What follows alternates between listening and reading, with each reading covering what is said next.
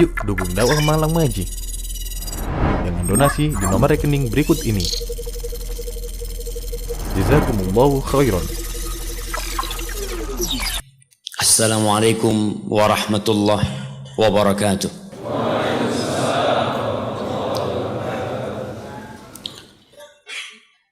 Innal hamdalillah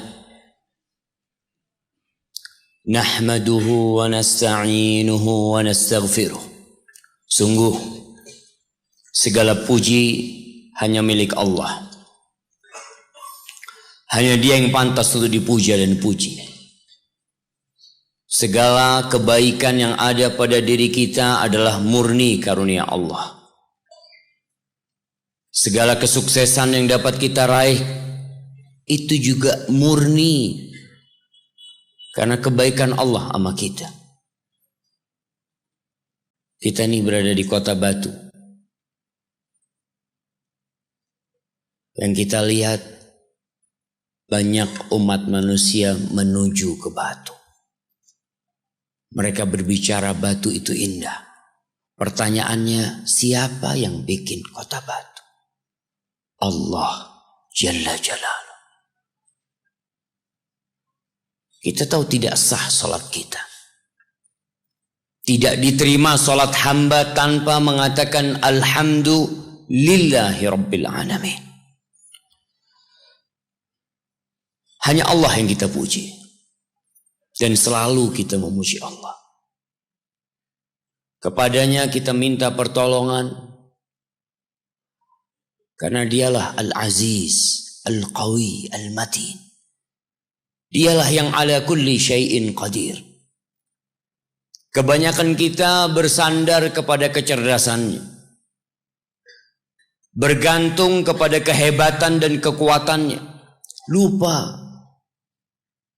Kalau la haula wa la quwata illa billah. Dan kita memohon ampun kepada Allah atas dosa-dosa yang kita lakukan.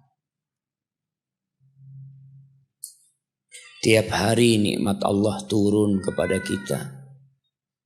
Dan tiap hari pula dosa-dosa kita diangkat, dipaparkan kepada Allah. Tapi Allah tutupi dosa-dosa kita. Andai bukan karena kebaikan Allah sama kita. Andai setiap kali kita berbuat dosa ditampakkan kepada umat manusia, kita nggak berani kumpul bersama di tempat ini.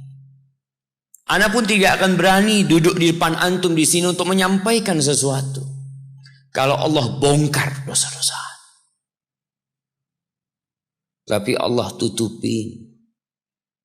Dan Allah buka pintu taubat buat kita. Namun kitanya yang kadangkala malas minta ampun sama Allah. Wa na'udzu billahi min syururi anfusina wa sayyiati a'malina. Dan kita berlindung kepada Allah dari kejahatan jiwa kita. Yang senantiasa memerintahkan kepada keburukan. Mengajak kepada kemaksiatan. Allah mengatakan innan nafsa la'ammaratun bisu. Sesungguhnya jiwa itu benar-benar memerintahkan kepada keburukan, jamaah. Susah diajak kepada kebaikan.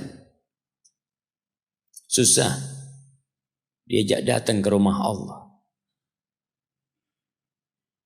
Antum bisa lihat, jarang-jarang masjid itu sholat subuh rame.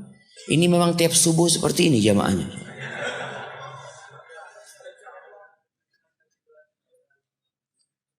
Kalau masjid-masjid itu setiap subuh rame seperti ini, tinggal sedikit lagi. Allah akan berikan kejayaan kepada umat Islam.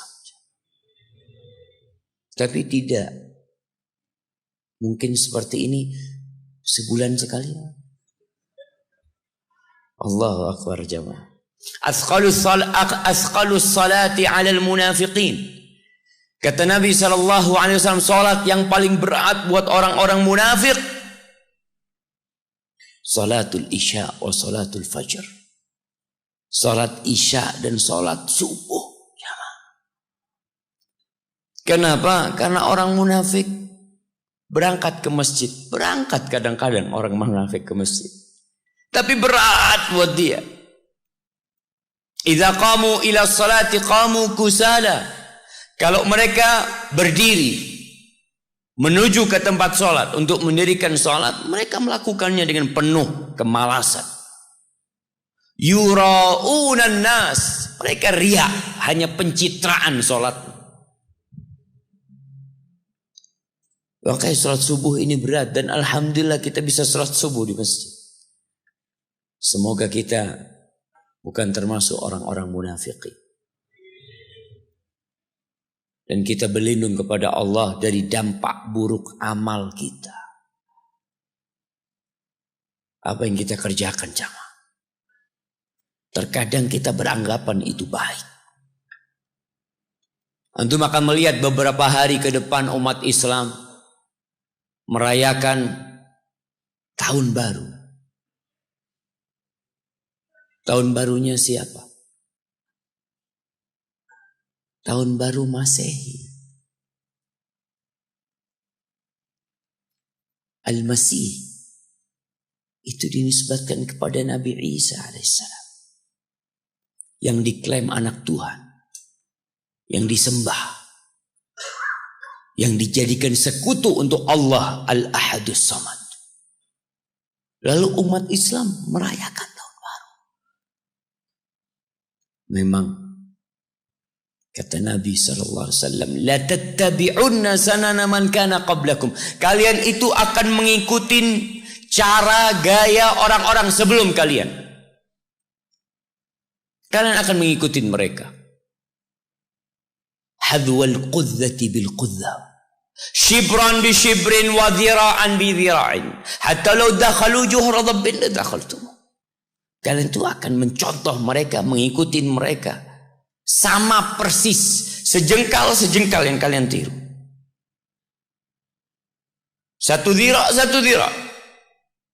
Hadwal qudza. Qudza itu, antum tahu anak panah itu harus sama persis supaya dia itu enggak menyimpang ketika dilemparkan. Bulunya itu sama persis. Seperti itu kalian akan mengikuti mereka. Manhum ya Rasulullah, siapa yang akan kita ikutin? Al-Yahud wan Nasara, orang-orang Yahudi dan Nasrani. Halaman. Faman, kalau bukan mereka siapa yang akan kalian ikut? Kenapa sih? Kok kita merayakan tahun 2019? Jemaah, kebanyakan manusia, kalau antum buka Al-Quran, nanti ana minta antum buka pulang dari sini. Antum cari kalimat aktsaruhum. Kalimat aktsaruhum, kebanyakan mereka. Tidak ada satupun pujian buat kebanyakan manusia. Yang ada celaan buat mereka. Am tahsabu anna aktsarahum yasma'un aw yaqilun. Inhum kal an'am bal hum adallu sabila. Apakah engkau mengira kebanyakan mereka mendengar nasihat-nasihat yang disampaikan? Apakah engkau mengira kebanyakan mereka berakal? Digunakan akalnya untuk memahami syariat Allah, agama Allah ini. Kata Allah, inhum kal an'am. Mereka tidak lain kecuali seperti binatang ternak, jamaah. Wallahi kebanyakan manusia itu seperti sapi. Kata siapa? Kata Allah. Seperti kambing, seperti onta. Enggak, afwan. Ana terputus menyampaikan ayatnya. Allah mengatakan, balhum adallu sabila. Mereka lebih parah daripada kambing dan sapi. Lebih tersesat daripada binatang ternak. Kebanyakan manusia. Jangan ikut kebanyakan manusia. Ikutlah yang sedikit. Yang kata Allah, wa qalilun min ibadiyas syakur. Sedikit dari hambaku yang pandai bersyukur. Allah sebutkan aktsarumhum itu 44 kali dalam Al-Quran. Ana lihat ya Allah. Antum lihat. Kita berlindung dari kejahatan jiwa kita dan dampak buruk dari amal-amal yang kita kerjakan. Kalau kita bicara tahun baru, umat Islam tuh punya kalender sendiri. Tapi coba antum tanyakan kepada diri antum. Nih kita berada di Masjid Muhammadiyah. Muhammadiyah itu punya kalender At-Taqwim Al-Hijri. Tapi pertanyaannya dipakai nggak dalam kehidupan kita? Siapa yang jamnya pakai kalender Hijriah? Hampir nggak ada. Karena semua gaji pakai Masehi. Padahal ibadah kita itu semua hubungannya dengan kalender Hijriah. Sebagian sudah tua, sudah umur 40, 50, bahkan 60 tahun. Coba tanyakan, Bapak bisa sebutkan bulan-bulan Islam? Sebagian nggak paham. Apalagi kebanyakan manusia. Maka banggalah antum sebagai muslim. Kita berlindung kepada Allah. Semoga kita diselamatkan dari keburukan-keburukan amalan kita. Man yahdillah fala mudhillalah wa man yudlilhu fala hadiyalah. Barang siapa yang diberi petunjuk oleh Allah, maka tidak satu pun yang dapat menyesatkannya. Dan sebaliknya barang siapa yang disesatkan dalam kehidupan ini, walaupun 1000 ustadz didatangkan, 1.000.000 kiai diminta nasihatnya, dia tidak akan berpindah dari kesesatan tersebut. Maka bersyukurlah yang mendapatkan hidayah. Dan terus pinta hidayah Allah dengan mengatakan ihdinas siratal mustaqim. Antum tahu bagaimana putranya Nabi Nuh alaihissalam, bapaknya Nabi, anaknya kafir. Antum lihat bagaimana Nabi Lut alaihissalam, suaminya Nabi, istrinya, na'udzubillah. Antum lihat bagaimana Nabi Ibrahim alaihissalam, Khalilur Rahman, Abul Anbiya, Khalilur Rahman, kekasih Allah, bapaknya para nabi. Bapaknya sendiri Azar, kafir, bahkan pembuat berhala. Wallahi kalau bicara hidayah jamaah, kita harus bersyukur kita dipilih sama Allah mendapatkan hidayah. Pernah Bishr Al-Hafi, Bishr namanya, seorang yang dikenal zuhud dan ahli ibadah. Suatu hari Bishr itu habis sholat isya pulang ke rumahnya. Masuk ke rumahnya, assalamualaikum. Terus dia di pintu rumahnya, diam. Keluarganya bingung. Dia diam di pintu rumahnya jamaah sampai adzan subuh. Dia nggak masuk. Lalu dia ditanya, kenapa engkau tadi malam kok nggak masuk sampai subuh? Jadi, iya, aku ingat sama Allah. Aku ingat dengan Bishr An-Nasrani. Ada Bishr yang Nasrani, ada Bishr yang Yahudi, ada Bishr yang Majusi. Tapi Allah jadikan aku Bishr yang Muslim, kata dia. Apa sih kebaikan aku sehingga Allah pilih aku menjadi Bishr yang Muslim? Gak ada kecuali kebaikan Allah sama kita. Allah memilih kita dapat hidayah ini, Allah jemaah. Maka kita harus bersyukur atas nikmat hidayah. Kita lebih sering bersyukur dengan uang yang kita terima, dengan rumah yang kita beli, dengan mobil yang kita naikin daripada hidayah yang Allah karuniakan kepada kita. Asyhadu an la ilaha illallah wa asyhadu anna Muhammadan abduhu wa rasuluh. Sallallahu alaihi wa ala alihi wa ashabihi wa man tabi'ahum bi ihsanin ila yaumiddin. Ya Allah, semoga salawatmu, salam berkah dan nikmatmu senantiasa engkau curahkan untuk hamba kekasihmu untuk baginda Nabi kita Muhammad sallallahu alaihi wasallam, untuk manusia terindah yang pernah menginjakkan kakinya di muka bumi. Allahu Akbar. Antum kebayang nggak kalau ketemu Nabi sallallahu alaihi wasallam? Kita tuh kalau senang sama satu orang, kalau bahasa anak muda sekarang itu ngefan. Antum kalau ngefan sama satu orang itu, kita lihat orang-orang itu menunggu, menanti. Ana wallahi diingatkan oleh seorang tentang bagaimana indahnya berjumpa dengan Nabi SAW. Ketika itu ana di airport Jakarta, ada satu orang, dia salaman sama ana.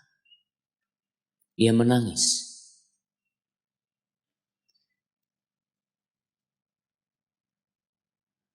Dia mengatakan, Ustaz, ana sering nonton kajian Ustaz. Ana senang sama Ustaz. Dia mengatakan, ana nangis ini Ustaz. Ana bahagia Ustaz bisa berjumpa Ustaz. Lalu gimana bahagianya kalau berjumpa dengan Nabi Muhammad SAW? Itu kalau kita cinta sama Nabi. Kebanyakan kita hanya pandai berbicara tentang cinta. Benarkah antum mencintai Rasul sallallahu alaihi wasallam? Benarkah kita mencintai Allah Jalla Jalaluh? Yang kata Allah, tatkala ada manusia-manusia yang mengklaim dirinya cinta kepada Allah, Allah turunkan satu ayat ujian buat mereka. Allah mengatakan, "Qul in kuntum tuhibbunallah fattabi'uni yuhibbukumullah wa yaghfir lakum dzunubakum."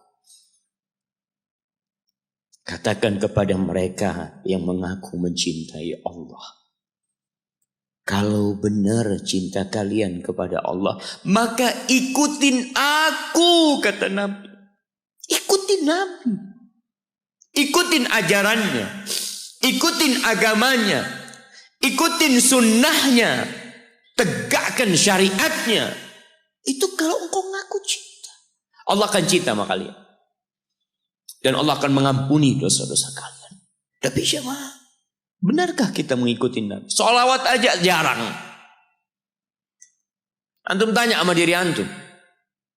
Kemarin tuh hari Jumat, afdalul ayyam, sayyidul ayyam, khairu yaumin tala'at fihi syams. Hari yang termulia yang pernah terbit matahari di dalamnya, hari Jumat. Itu kata Nabi SAW, fa'akthiru fihi as-salata alaihi. Kalian banyak-banyak bersalawat kepadaku pada hari itu. Antum tanya, berapa kali antum bersalawat buat Nabi pada hari Jumat kemarin?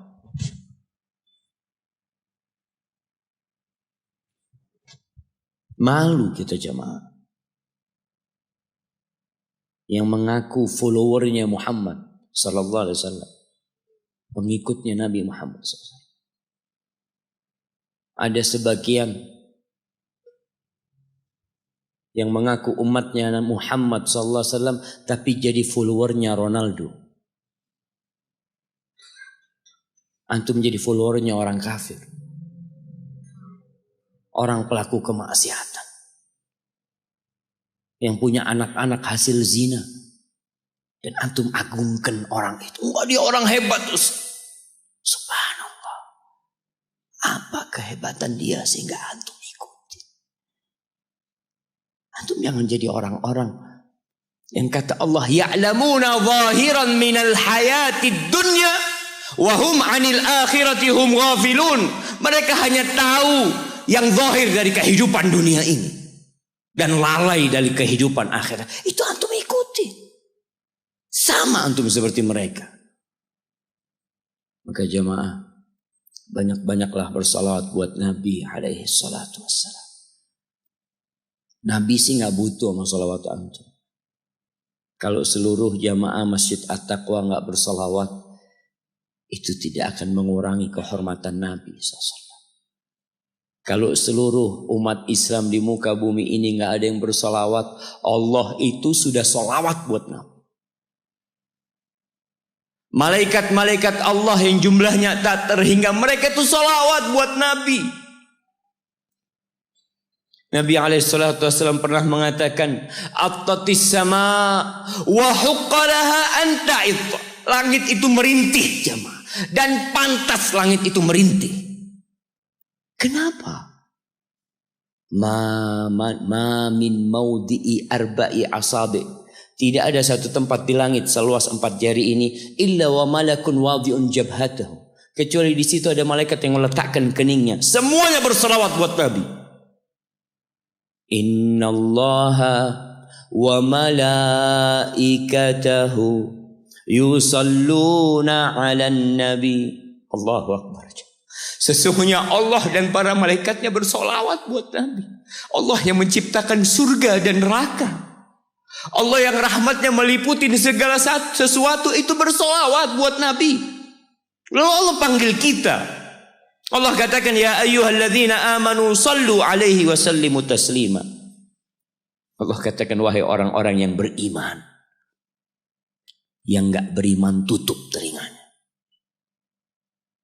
Allah hanya panggil yang beriman. Allah hendak memberikan hadiah yang agung buat orang-orang yang beriman. Kalian bersolawatlah dan bersalamlah buat Nabi alaihi salatu wassalam. Allahumma salli wa sallim wa zid wa barik wa an'im ala sayyidina wa maulana Muhammadin wa ala alihi wa ashabihi ajma'in. Amma ba'd. Jemaah, hari ini tanggal berapa? Tanggal 22 katanya. Kebanyakan kita mengatakan hari ini tanggal 22. Karena tahu sebentar lagi tahun baru. Tahun barunya orang Nasrani. Ada sebagian mengatakan, insyaallah Pak Ustadz ketemu tahun depan. Tahun depan apa? Sekarang ini tanggal 14 Rabiul Awal. Rabiul Tsani afwan. 14 Rabiul Tsani. Enggak ada tahun depan. Kita ketemu insyaallah bulan Jumadal Ula. Enggak ada. Buat kita umat Islam yang Nasrani silahkan. Kalau antum merasa Nasrani, enggak Ustaz, anak ikut kalender Masehi. Kita ini jamaah di Indonesia mayoritas jamaah. Kita itu mayoritas. Tunjukkan di negeri ini bahwa kita muslimin. Kita nggak kenal sama Masehi. Nabi nggak pernah kenal dengan Masehi. Abu Bakar nggak kenal, Umar nggak kenal, Utsman nggak kenal, Ali nggak kenal. Kita kenal. Dan kita merasa lebih baik dari mereka. Nggak ada. Hari ini tanggal 14 Rabiul Tsani. Rabiul Akhir 1440 Hijriah. Kemarin kita selesai bulan Dzulhijjah. Menghujung tahun umat Islam itu penuh dengan ibadah. Haji di bulan Dzulhijjah. Awal tahun umat Islam itu penuh dengan ibadah. Bulan Muharram. Afdhalus siyam ba'da Ramadan Syahrullahil Muharram. Sebaik-baiknya puasa setelah bulan Ramadan adalah bulan Allah, bulan Muharram jamaah. Itu awal tahun umat Islam. Akhirnya haji, awalnya bulan Muharram. Tapi biasa-biasa aja kita menghadapi bulan Muharram jamaah. Allah jamaah. Di tanggal 14, tapi karena kebanyakan umat Islam di Indonesia ini nggak tahu sama tanggal 14 Rabiul Tsani. Kenapa? Ya salah satu penyebabnya jamaah, gaji kita itu pakai Masehi. Coba gajinya pakai Hijriah, insya Allah hafal semua umat Islam. Karena yang dia hafal itu dunianya, bukan karena cinta dengan Hijriah, bukan Ustaz. Kenapa? Ya karena gajinya pakai bulan Islam. Terpaksa ya harus menghafal. untuk bayar utang. Betul jemaah. Maka yang punya perusahaan, punya apa, bikin gajinya pakai Hijriah. Tukangnya insya Allah hafal bulan Hijriah. Gak usah antum suruh. Gak usah disuruh. Insya Allah dia akan menghafal. Tanggal 22 Desember ditentukan oleh Bung Karno menjadi Hari Ibu. Iya. Oleh Bung Karno, oleh siapa? Tanggal 22 ini bukan Hari Ibu sedunia jemaah. Bukan. Di setiap negara punya Hari Ibu. Ada yang bulan Mei, ada yang macam-macam bulan mereka. Mereka menentukan Hari Ibu. Antum baca sejarahnya. Ana wallahu a'lam ya. Kadangkala sejarah itu dibikin. Ada yang mengatakan ditentukan Hari Ibu karena banyak yang protes dengan Hari Kartini. Umat Islam banyak yang protes atau sebagian orang protes karena Ibunda Kartini hanya seorang wanita yang dari mana? Dari Jepara apa dari? Iya, sana aja. Sebatas itu dia. Kenapa kok harus merayakan harinya dia? Hari Ibu nggak ada. Akhirnya dibikinlah oleh Bung Karno Hari Ibu. Wallahu alam, tapi mungkin berita yang anda baca salah. Tapi ketahuilah jamaah bahwa umat Islam tidak kenal dengan Hari Ibu. Sekali lagi muslimin, kita nggak kenal dengan Hari Ibu. Kenapa? Karena semua hari kita milik ibu kita. Pantaskah ibu kita? Pantaskah ibu kita yang hamil kita selama 9 bulan, melahirkan kita, mempertaruhkan nyawanya, menyusui kita, sehingga tubuh kita semua tidak lain adalah darah dagingnya. Dan antum bisa melihat pusar yang ada di perut antum. Antum kalau mandi antum lihat pusar antum. Dari situ antum pernah minum darah ibu antum selama 9 bulan. Dari sana. Pantaskah orang yang berkorban segala-galanya buat kita dapat 1 hari dari kehidupan kita? Hanya sehari. Hanya sebuah hadiah. Hanya ucapan terima kasih sekali dalam setahun. Dalam 354 hari. Dalam setahun berapa hari jemaah? Dalam setahun berapa hari? 354 atau 355. Itu umat Islam. Kalender Hijriah. Tapi kalau antum pakai kalender Masehi 360, 65. Kita umat Islam. Apakah pantas ibu kita hanya dapat 1 hari? Kata Nabi SAW, "Raghima anfuh, thumma raghima anfuh, thumma raghima anfuh, qila man ya Rasulullah." Celaka itu orang, sengsara itu orang, penuh dengan debu hidungnya itu orang. Qila, siapa ya Rasulullah SAW? Siapa orang itu? Man adraka walidayhi au ahadahuma thumma lam yadkhulil jannah. Orang yang hidup bersama orang tuanya, satu atau kedua-duanya. Dia hidup mendapatin 1 atau 2 orang tuanya masih hidup. Celaka orang ini kalau ternyata nggak bisa masuk surga dia jemaah. Jemaah, pintu surga yang paling indah kata Nabi SAW itu orang tua kita, bapak ibu kita. Dan dia dekat sama kita. Dialah yang melahirkan kita. Dialah yang punya jasa besar sama kita. Kalau kepada mereka antum nggak bisa masuk surga lewat keduanya, antum mau lewat pintu yang mana masuk surga? Ustaz, ana mau masuk lewat pintu sodakoh. Bisa jadi sodakoh antum hanya pencitraan dari antum. Karena sama orang tua antum gak baik. Antum berbuat baik sama umat manusia. Antum bangun masjid. Antum bantu anak yatim. Sama orang tua sendiri nggak baik. Berarti antum riak selama ini berbuat. Wallahi jamaah. Kita perlu lihat.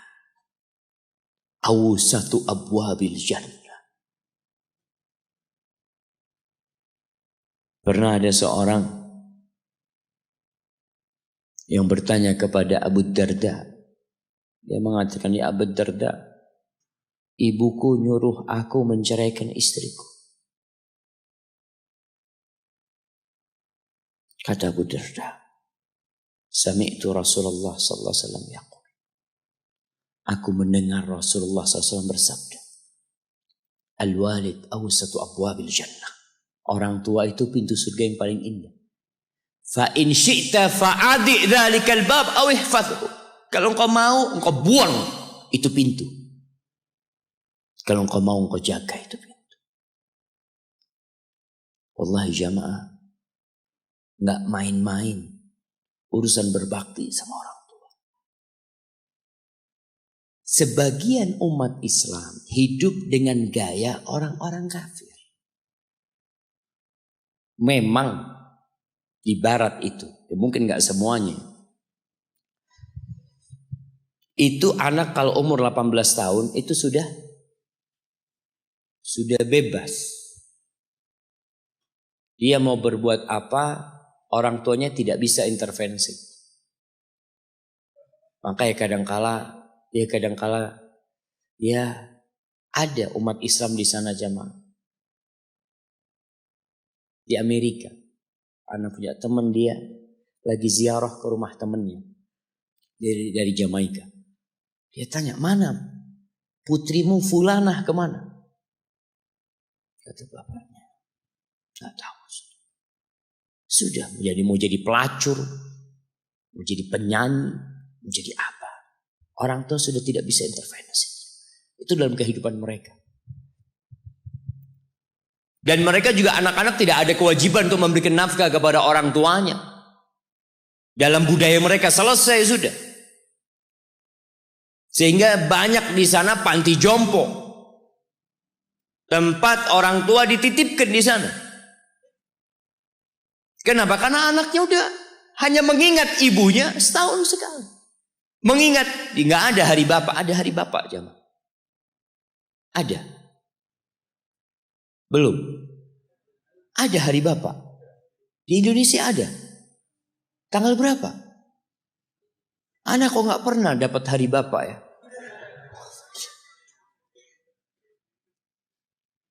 Jamaah, kunu du'atan wa antum saumitun. Pesan salah satu ulama mengatakan, jadilah kalian penyeru kepada Islam. Juru dakwah dalam kondisi antum diem. Nggak bicara, tapi antum pendakwah. Bingung gimana mau jadi pendakwah Ustaz kalau diem. Dikatakan bil akhlak. Dengan akhlak kalian. Ada seorang suami istri bawa ibunya. Kalau nggak salah, dari Timur Tengah sana dibawa ke Amerika. Berobat ibunya. Itu yang perempuan itu, istrinya, itu nangis terus jagain ibunya di ruang ICU. Dia nunggu di luar. Dia tungguin ibunya, suaminya kadang-kala keluar. Perawatnya itu heran ngelihat dia ini penampilannya gak seperti biasanya di Amerika. Maka perawatnya penasaran tanya, "Anti kok nangis terus?" kata dia. "Siapa yang sakit ini?" Kata perempuan itu, "Mertua anak," kata dia. Mertua. Anti begitu pedulinya sama mertua anti, kata dia. Ana sama ibu ana sendiri gak tahu kemana ibu ana. Ana hanya ingat sekali dalam setahun ana kirim hadiah buat ibu ana, kata dia. Lalu perempuan ini mengatakan, "Ana muslimah," kata, "aku seorang muslim." Apa itu Islam, kata dia. Diceritakan tentang Islam sama dia. Akhirnya wanita ini tertarik untuk masuk Islam. Dikasih buku, berangkat ke Islamic Center, masuk Islam jamaah. Hanya melihat akhlak seorang muslim berbakti kepada orang tuanya. Hanya melihat. Dia nggak bicara apa-apa. Ahibati fillah.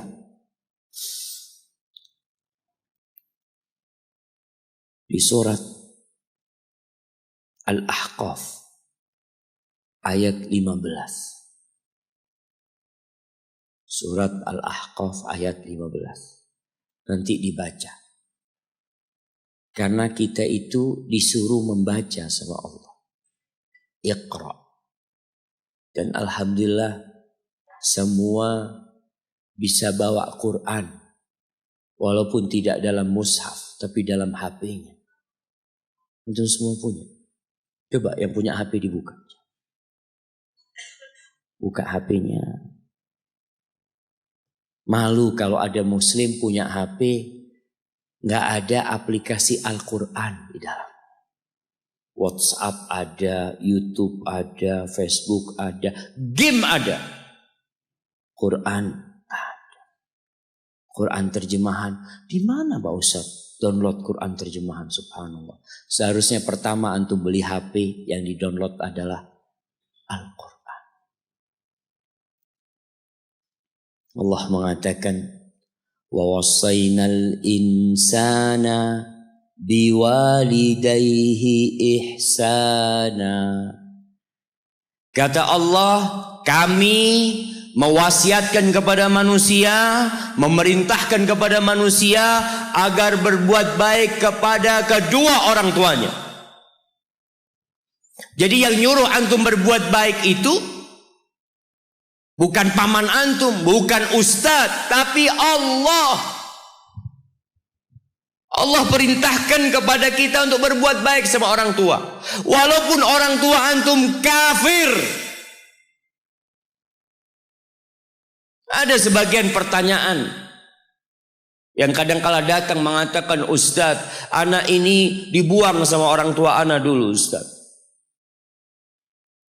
Ana punya bapak menceraikan ibu ana. Ibu ana akhirnya bekerja, bapak ana bekerja, ana dititipkan ke kakek dan nenek. Sekarang ketika ana sukses, bapak ibu ana ingin ana berbakti sama dia. Subhanallah, yang nyuruh antum berbakti bukan bapak ibu antum, tapi yang menciptakan antum yang nyuruh antum berbakti. Cukup. Tubuh antum itu berasal dari darah orang tua antum. Lalu antum berpikir gak mau berbakti sama orang tua. Yang orang tuanya jahat sama dia, merasa dizalimin sama orang tua. Orang tua anak pilih kasih Ustaz. Orang tua anak seperti ini, seperti itu. Iya, seburuk apapun orang tuamu, tetap itu orang tuamu. Dan Allah nyuruh kamu berbuat baik sama orang tua. Wallahi jamaah, ada seorang syekh cerita dalam salah satu ceramahnya, cerita tentang seorang dokter perempuan di sana, di Arab sana. Ada seorang anak lelaki bawa ibunya masuk ke dokter ini, subhanallah. Ibunya ini gila. Anak-anak muda belum nikah, dia bawa ibunya. Nanti ibunya tersenyum sendiri, ketawa sendiri. Masuk ke ruang dokter itu, mejanya dokter diputerin sama ibunya. Anaknya minta maaf, ya dok, kata dia. Sekali-kali nanti ngeliat di televisi dokter itu, ada gambarnya Ka'bah. Ibunya ngomong, nak kau, bukan nak ngomong, kamu bohong Mat. Mat kau bohong sama ibu, katanya mau dibawa umroh ibu, kata dia. Nanti diludahin anaknya, digigit anaknya. Nanti kerudungnya ibunya terbuka, dipasangin lagi.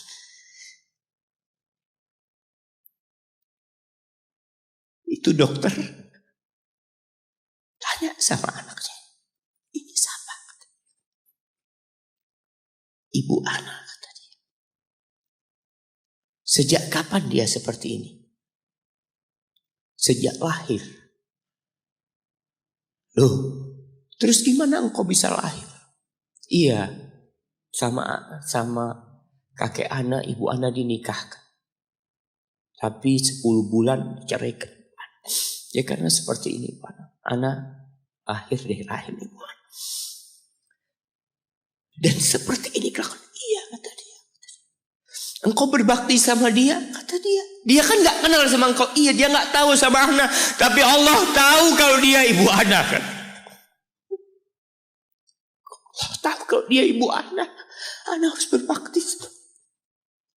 Ditanya, ibumu sakit apa? Ibu kena gula, kata dia.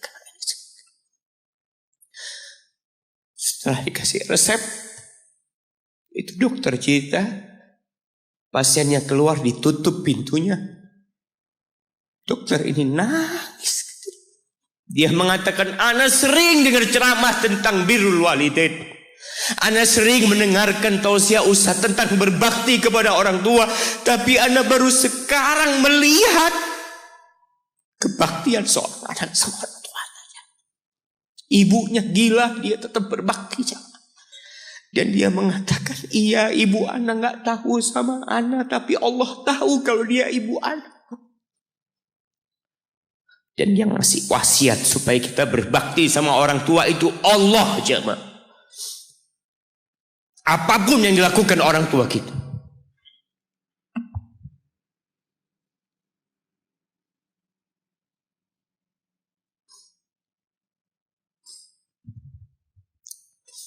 Apalagi ibu. Allah katakan hamalathu ummuhu kurha wa wada'athu kurha. Ibu kita, hamil kita itu dalam kondisi yang sulit.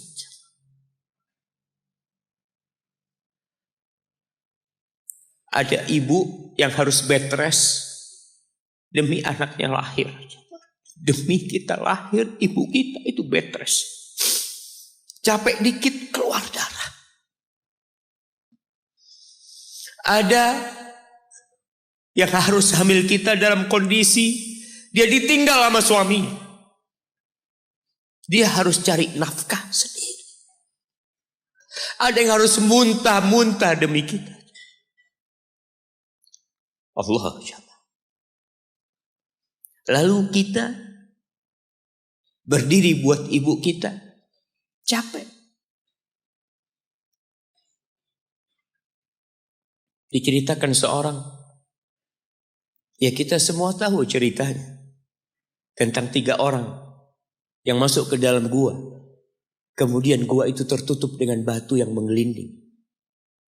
Lalu mereka bertawasul dengan amal soleh mereka. Salah satunya yang mengatakan, Ya Rabbi, Allahumma, Ya Allah, aku punya 2 orang tua. Aku punya 2 orang tua.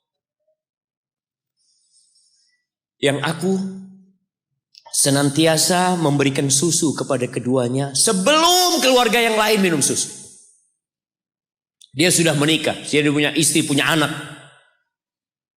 Pada suatu hari, ya Allah, aku kejauhan cari rumput. Sehingga aku balik dalam kondisi orang tua sudah tidur. Maka aku pereskan susu buat keduanya, ya Allah. Allah tahu, tapi dia mau cerita sama Allah. Dia ingin tawasul dengan amal soleh dia. Lalu aku taruh di wadah. Aku datang ke bapak ibuku, mereka tidur. Maka aku berdiri di hadapan kedua. Jamaah, bukankah bisa dia taruh di sebelah meja ibunya susu itu? Dia ambilkan meja, taruh di sana, dia bisa tidur. Dia sudah berbakti sama orang tuanya dengan seperti itu. Tapi anak ini tidak. Aku berdiri, ya Allah, aku gak ingin membangunkan keduanya. Dan aku terus berdiri, aku pegang itu susunya. Sampai mau subuh bangun, aku serahkan kepada kedua. Anak-anaknya nangis minta susu. Kata dia, lah, sampai bapak ibu aku minum. Kalian jangan minum. Kita kadang-kala sudah menikah lebih peduli sama istri kita. Lebih peduli sama anak-anak kita. Nggak ada hadis yang mengatakan anak itu pintu surga, jemaah. Yang ada itu orang tua pintu surga. Kita peduli sama anak-anak kita. Beli oleh-oleh buat istrinya. Ditelepon istrinya mau apa, kepingin apa. Pernahkah engkau telepon ibumu? Tanya, Umi kepingin apa Umi? Ana lagi dalam perjalanan Umi. Jamaah, itu anak Masya Allah. Dia berdiri. Kenapa dia kuat jamaah? Karena dia tahu Allah yang nyuruh dia berbakti. Mungkin tidak ada yang melihat berdirinya dia. Tapi Nabi ceritakan berdirinya dia. Dari malam jamaah sampai pagi. Berapa jam dia ingat, ibuku hamil aku 9 bulan. Capek. Ana semakin tahu dengan tugas besar seorang ibu dan pengorbanan seorang ibu. Setelah Ana menikah. Setelah Ana tahu bagaimana istri Ana hamil. Ketika dia harus tidur gak enak. Makan muntah. Muntah aja Ana melihat istri Ana sampai lemes dia. Ana ingat begini ibu Ana hamil. Lalu kita lupa jemaah. Kita sok sukses. Mungkin engkau lebih sukses dari orang tuamu. Tapi kalau enggak ada bapak ibu, engkau enggak akan pernah lahir di muka bumi. Allah ceritakan ibunya hamil dia. Wa wada'athu kurha. Dan melahirkannya dalam kondisi sulit. Kadangkala perut ibu kita itu disobek. Demi kita keluar dari perut ibu kita. Antum meninggalkan luka di ibu.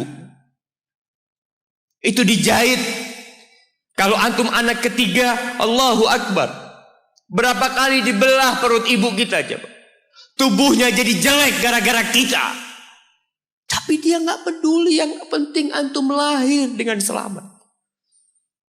Kalau ibu kita dikasih pilihan.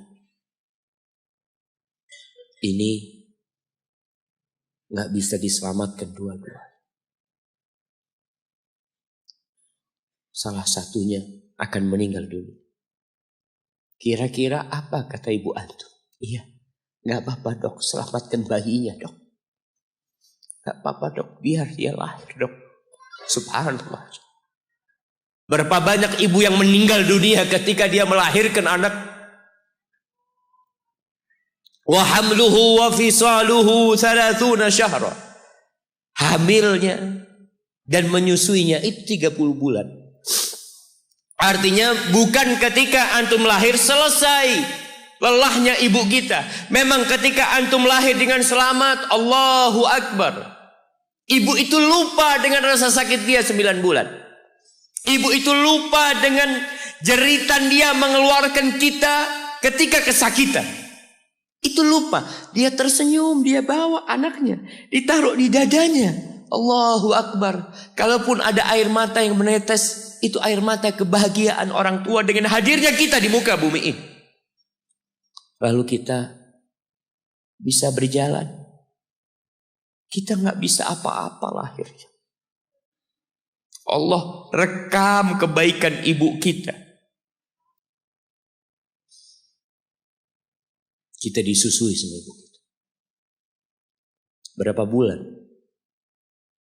2 tahun. 24 bulan disusui. Mungkin ada yang kurang, mungkin ada yang lebih. Tapi yang jelas kondisi kita tidak bisa berbuat apa-apa. Kita hanya bisa menangis jemaah. Antum lapar menangis, buang kotoran menangis. Siapa yang datang membersihkan kotoran antum? Ibu antum. Yang gendong antum siapa? Ibu antum. Dia susui. Subhanallah, sampai anaknya agak besar sedikit, diajari bicara sama ibunya, diajak ngomong sama ibunya, diajarin berdiri sama ibunya, diajarin berjalan sama orang tuanya. Allahu Akbar. Kemudian ketika antum sukses, antum berangkat ke luar negeri, antum berangkat ke luar kota, meninggalkan kedua orang tua antum, boleh, asalkan dengan ridho orang tua antum. Kalau ibu antum telepon, antum di Batu sini, kuliah, Sampai sukses jadi pengusaha di sini. Ibu antum di kampung telepon, "Nah, ibu ingin kau balik ke kampung." Jangan pernah mengatakan, "Bu, anak kerjanya di sini, Ibu. Saya ditugaskan di sini." Tinggalkan semua pekerjaanmu, pulang ke rumah. Ustaz, gimana dengan istri dan anak-anak anak? Yang ngasih makan istri sama anak-anak antum itu Allah Jalla Jalla. Bawa pulang ke kampung. Hidup sama ibu antum. Jamaah, ada seorang sahabat yang izin untuk berjihad. Izin untuk mendapatkan surga yang paling tinggi. Izin untuk bisa memberikan syafaat kepada 70 dari keluarganya. Kalau dia mati syahid, dia datang kepada Nabi SAW. Ditanya, "Bapak ibumu hidup?" "Iya," kata dia. "Pulang engkau ke sana. Fazammal jannah." Di sana ada surga. Ilzam rijlaiha. Engkau tetap di kaki ibu. Ini mau jihad, bukan mau cari fulus, jemaah. Bukan mau cari kenikmatan dunia. Dia mau cari surga. Tapi pintu surga yang paling baik orang tua dapat jauh-jauh. Jemaah, Allah, ketika antum nangis di kasur ibu di dapur lagi masak, dimatikan kompornya, dia datang jumpai antum. Antum lihat, anak sering lihat ketika kajian, bagaimana seorang ibu yang gendong anaknya yang nangis. Dia ingin dengarkan kajian, tapi engkau menghalangi dia untuk mendengarkan kajian dengan baik. Dia harus gendong. Kadang-kadang nggak boleh deket-deket kajian, yang bawa anak tempatnya lain, dan dia nurut. Engkau ganggu hidup dia dari sejak engkau lahir. Kemudian setelah engkau dewasa, engkau nggak berbakti sama ibu. Lupa dengan wa hamluhu wa fisaluhu 30 syahr. Di masa Umar bin Khattab, ada seorang yang datang kepada Umar mengatakan, "Ya Amirul Mukminin, aku ini jadi kendaraan buat ibu. Aku ini yang membersihkan kotoran ibu. Dan aku palingkan wajahku. Ibuku sudah lumpuh, gak bisa apa-apa. Dan aku berusaha untuk berbakti sama dia. Aturani qad jazaituha." Gimana menurut? Apakah aku sudah balas kebaikan ibuku? Kata Umar, "La," kata dia. "Enggak, belum. Ya Amirul Mukminin, bukankah aku sekarang ini telah berbuat kepada ibuku seperti ibuku berbuat kepadaku waktu aku kecil?" Artinya sama pekerjaannya sekarang ini. Aku yang menyuapin ibuku, aku yang membersihkan ibuku, yang mengantarkan dia ke kamar mandi. Semua yang pernah dilakukan ibuku, kira-kira sudah aku lakukan semua sekarang. Kata Umar, enggak sama, kata dia. Ibumu waktu merawatmu ketika engkau kecil, ibumu berharap engkau bisa hidup. Sedangkan engkau sekarang merawat ibumu ketika sudah tua sakit-sakitan, engkau berharap ibumu mati. Allah, iya, kita kadang-kadang merasa lelah merawat ibu yang sudah tua. Merasa kadang-kadang, ya Allah, kalau ibu ini meninggal insya Allah lebih baik. Antum mau istirahat. Allah, iya, belum. Suatu hari tatkala Abdullah bin Umar tawaf, ada seorang yang menggendong ibunya. Sambil dia bersenandung mengatakan, "Inni anal ba'iru hal mudhallalu in udhirat rikabuha lam udhar." Aku ini adalah tunggangan ibuku yang taat dan patuh. Kalau tunggangan-tunggangan lain itu dikagetin, kaget. Aku tidak pernah membuat ibuku kaget di atas punggungku. Lalu bertemu dengan Abdullah bin Umar bin Khattab. Ia bertanya, "Kira-kira aku sudah balas enggak kebaikan ibuku? Aku ini bawa ibuku dari Yaman. Dari Yaman. Mungkin 2000 kilometer. Dia gendong ibu. Sampai melaksanakan ibadah haji semua dia di punggung, ibunya di punggungnya. Dia tanya, aku sudah balas enggak kebaikan ibuku?"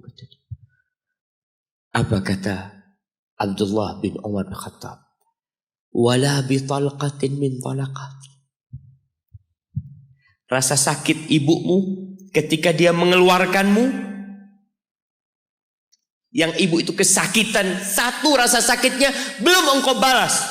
Bagaimana dengan kebaikan dia yang lainnya? Tapi engkau telah berbuat baik kepada ibu. Maka kita nggak boleh merasa sudah berbuat baik sama ibu kita. Apalagi merasa sudah balas budi. Na'udzubillah min dzalik. Lalu Allah ceritakan kondisi manusia. Tetap kita masih di surat Al-Ahqaf ayat 15. Allah mengatakan hatta idza balagha ashuddahu wa balagha arba'ina sana. Sampai ketika manusia ini mencapai masa mudanya, masa kuatnya, sampai umur 40 tahun.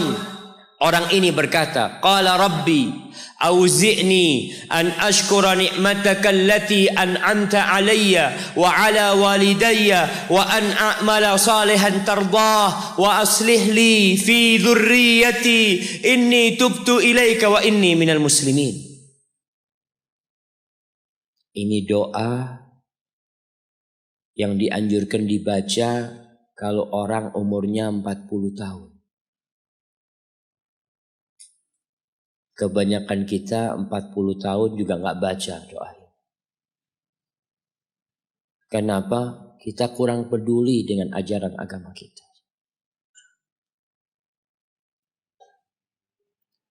Ada istilah yang mengatakan hidup itu dimulai dari umur 40 tahun. Iya, para nabi itu diutus ketika umur 40 tahun. Tapi 40 tahun pakai hitungan hijriyah. Antum kebanyakan kelewatan. Kalaupun antum baca biasanya pakai kalender Masehi. Apa yang dibaca ketika umur 40 tahun? Biasanya orang umur 40 tahun ini sudah mapan hidupnya. Sudah punya istri, sudah punya anak, sudah punya usaha. Ada yang sebelum itu sudah mapan. Tapi kebanyakan 40 tahun itu ya rata-rata lah. Mereka udah mapan hidup. Orang ini berdoa mengatakan, Rabbi, wahai Rabbku. Jamaah, kebanyakan doa para nabi dalam Al-Quranul Karim itu memakai nama Allah Ar-Rabb, Rabbana, Rabbi. Para ulama menjelaskan karena kalimat Rabb ini menunjukkan kalau antum itu milik Allah. Rabbi, engkau yang memiliki aku ya Allah.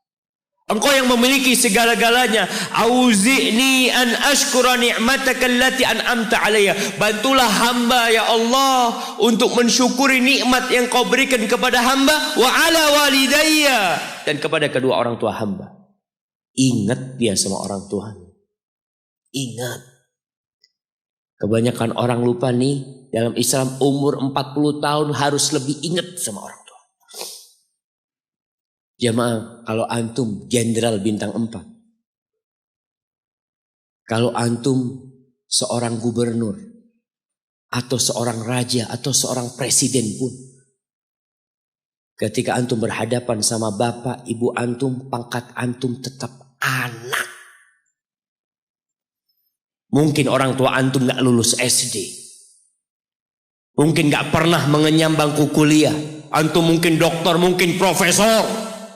Orang yang dihormatin orang, jangan minta penghormatan dari bapak dan ibumu. Engkau yang harus menghormatin keduanya. Maka diingatkan orang umur 40 tahun, ingat sama orang tuanya. Antum lihat, di mana antum campakkan orang tua antum. Di mana antum tinggalkan orang tua antum. Ridallah fi ridal walidain. Keridhaan Allah bergantung kepada keridhaan orang tua kita. Wa sukhtullah fi sukhtil walidain. Dan kemurkaan Allah bergantung dengan kemurkaan kedua orang tua kita. wa an a'mala salihan tardah. Bantulah hamba untuk beramal soleh yang kau ridha ini. Wa aslih li fi dzurriyyati, dan perbaiki aku di anak keturunanku ya Allah. Jamaah, balasan untuk orang yang berbakti kepada orang tuanya kontan Allah bayar di dunia sebelum di akhirat.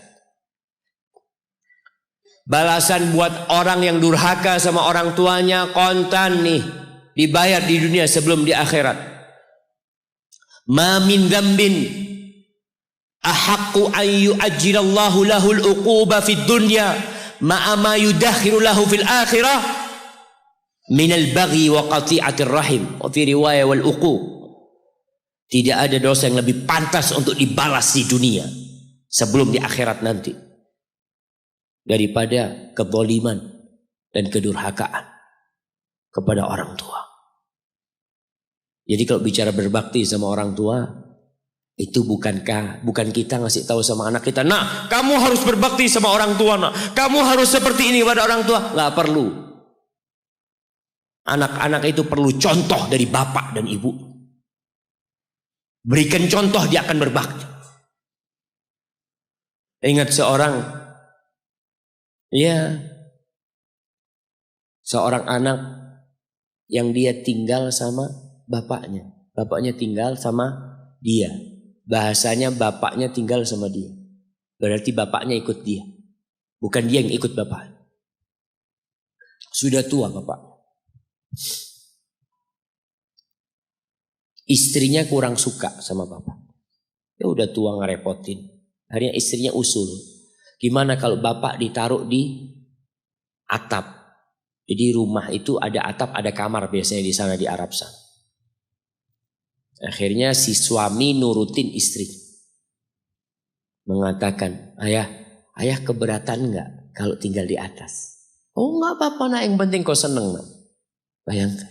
Wallahi orang tua kita itu. Yang penting anaknya bahagia. Akhirnya dipindah ke atas.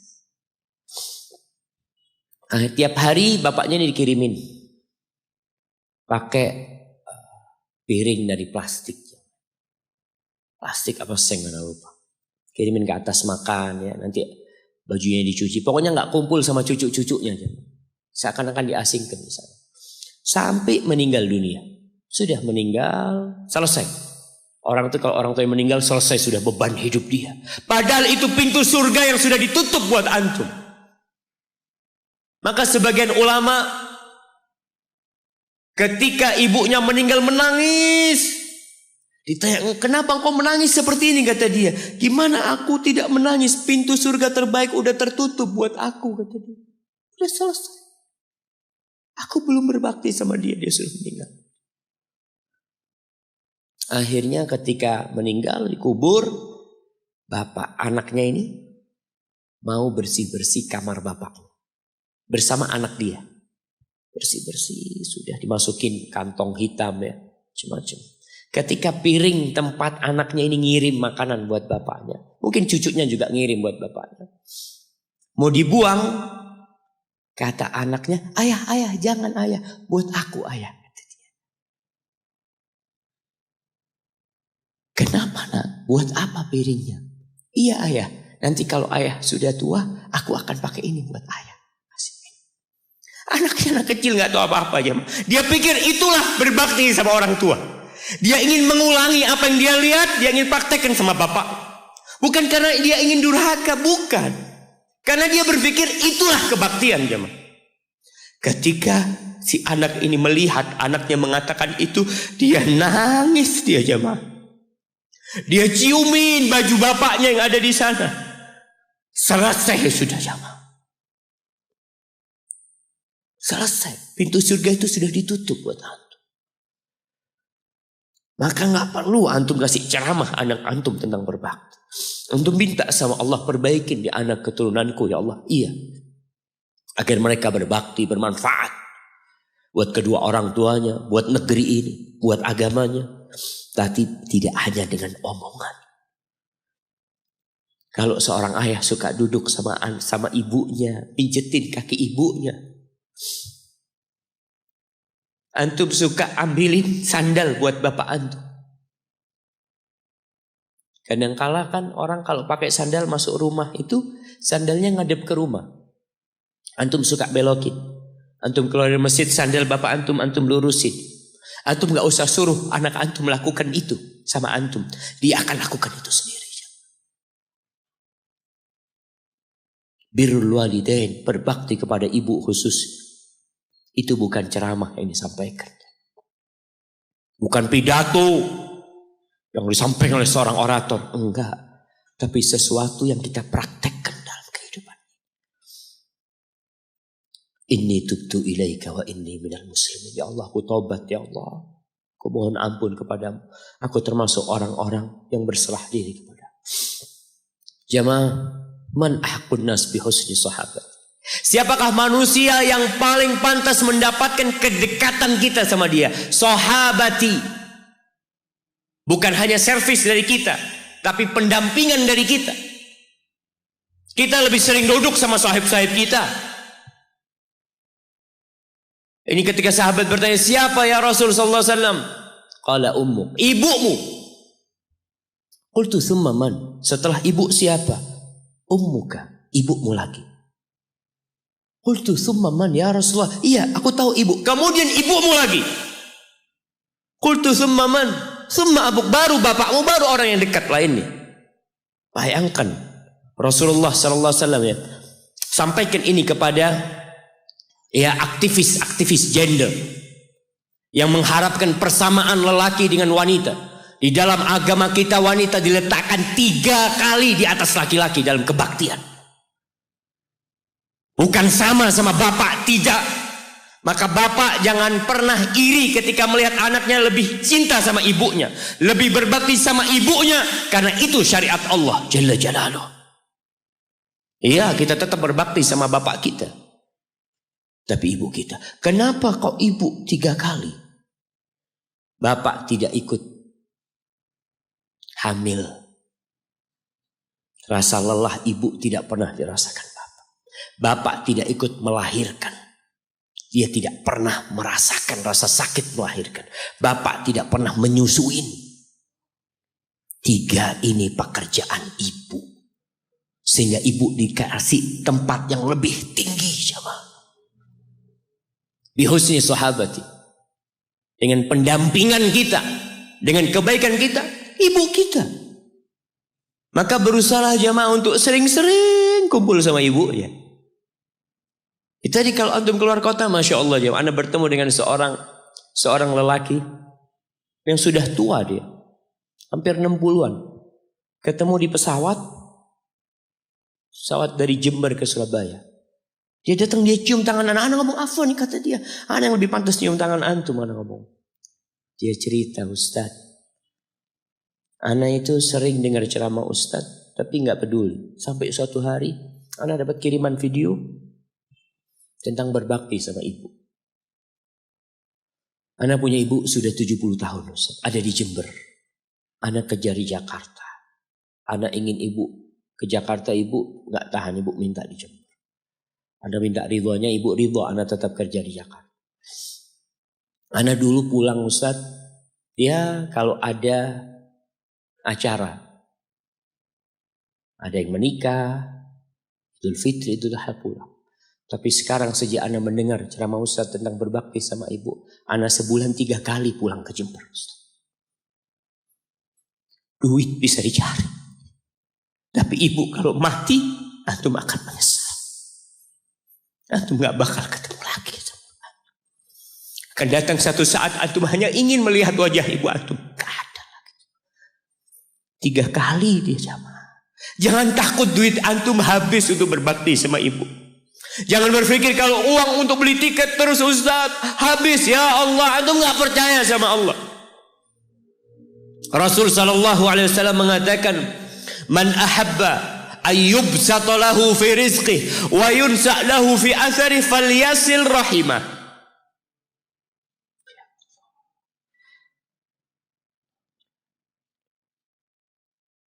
Barang siapa yang ingin rizkinya diluaskan, barang siapa yang ingin umurnya dipanjangkan, apa yang dia lakukan? Sambung rahimnya. Sambung rahim. Rahim kita sendiri, ibu kita. Kita dari sana keluar.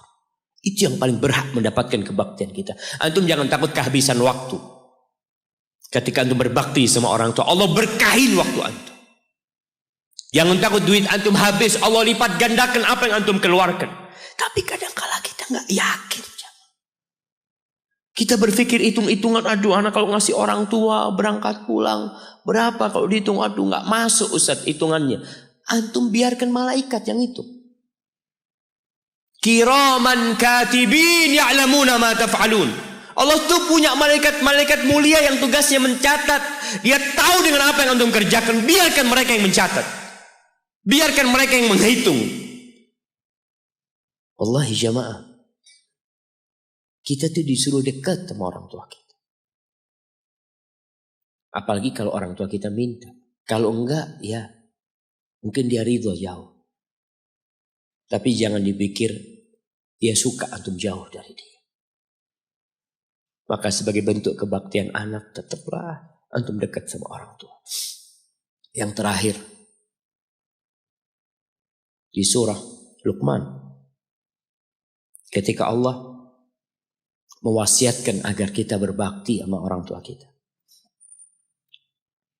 Lalu Allah mengatakan, wa in jahadaka ala an tusyrika bi ma laysa laka bihi ilm fala tuti'huma. Kalau kedua orang tuamu memaksamu untuk melakukan kesyirikan, melakukan kekufuran, jangan taat kepada keduanya. Fala tuti'huma, jangan taat, jangan patuh. Tapi setelah itu Allah mengatakan wasahibhuma fid dunya ma'rufa.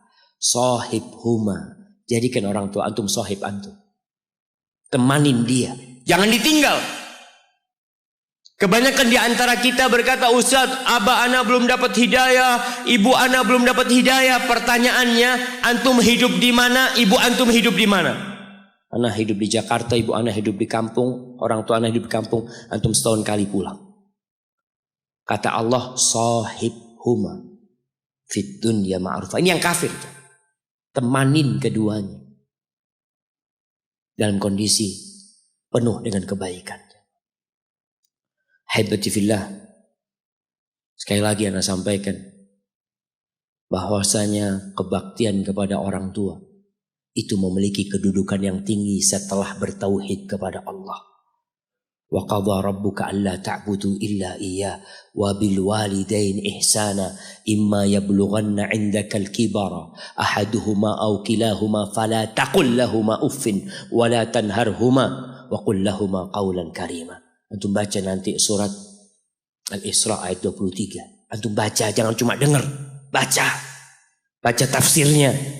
Supaya antum tahu bagaimana Allah menyuruh kita untuk berbakti kepada orang tua kita dan apa yang Allah inginkan. Hadza wallahu a'lam bissawab. Itu yang bisa Anda sampaikan pada kesempatan kali ini. Apabila itu benar, itu dari Allah Jalla Jalaluh. Kalau ada yang salah dan kurang berkenan, itu dari diri Anda pribadi, Allah dan Rasul yang terbebaskan dari kesalahan. Baik, kita masuk ke sesi tanya jawab. Ini pertanyaan Ustaz.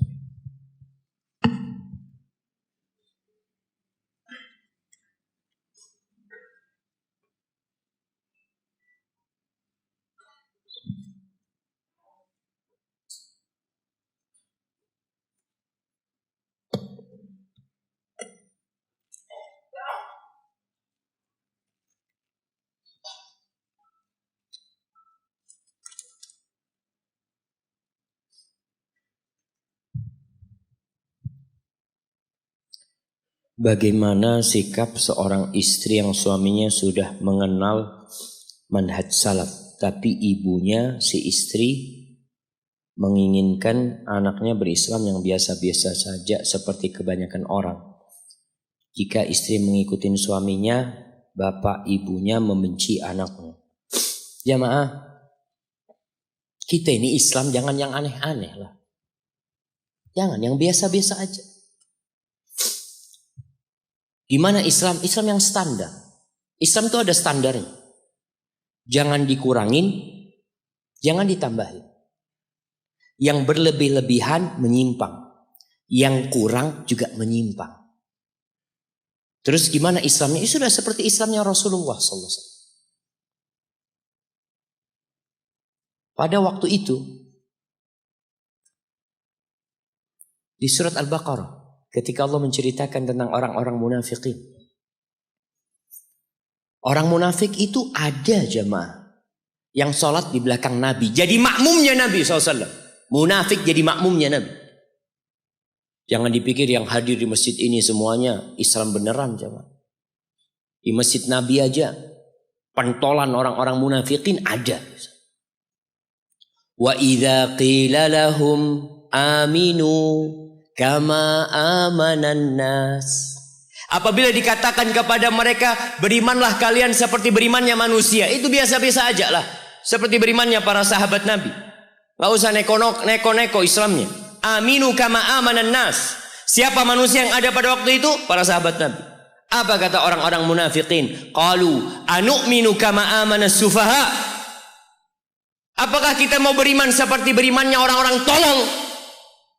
Wallahi mereka mengklaim Islamnya para sahabat, Islamnya orang-orang tolol. Orang-orang goblok. Anu'minu kama amanas sufaha. Safih ini bukan jahil lagi jemaah. Sudah di atasnya jahil. Ala innahum humus sufaha walakin la ya'lamun. Kebanyakan mereka itulah orang-orang bodoh, orang-orang goblok kata Allah. Allah yang mengatakan, tapi nggak tahu, nggak sadar mereka. Jadi anti Islamnya yang biasa-biasa aja, yang standar.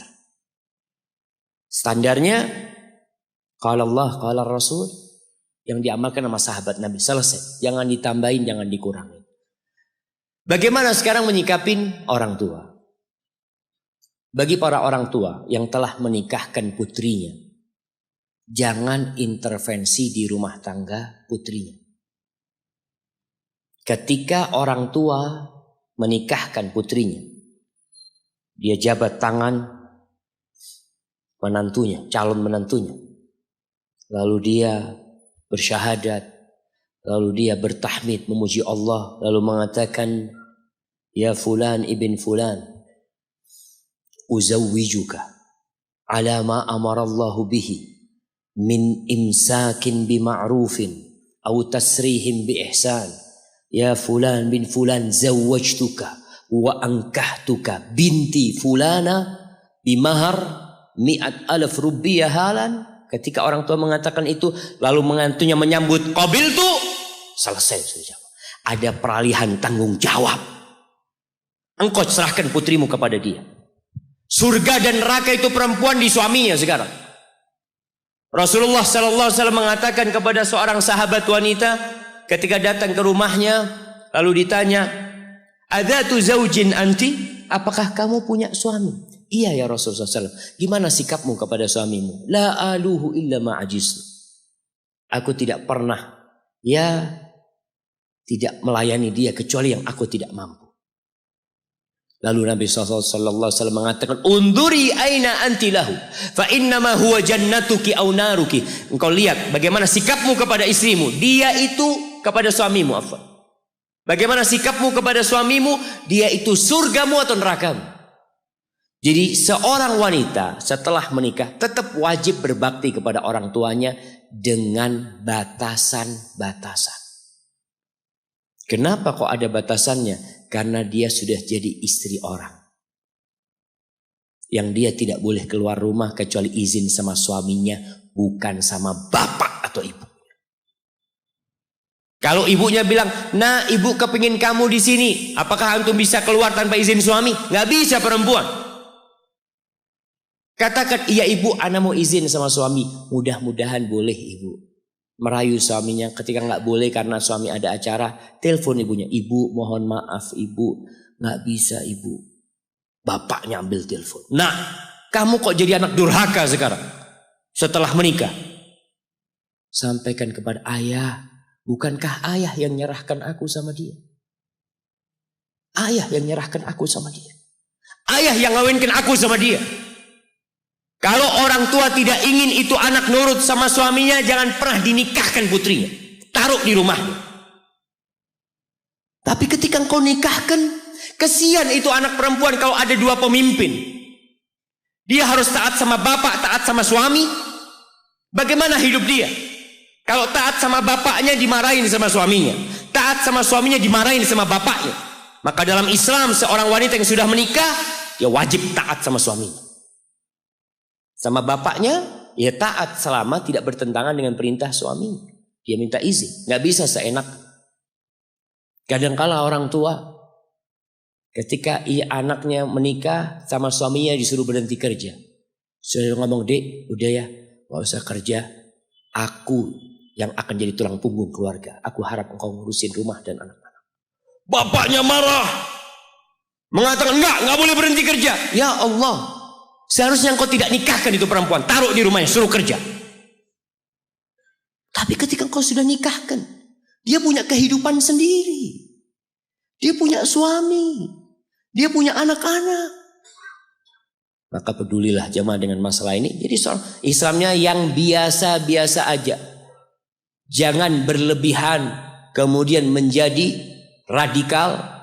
Dan jangan kurang sehingga menjadi liberal. Jadilah Islamnya Islam pertengahan.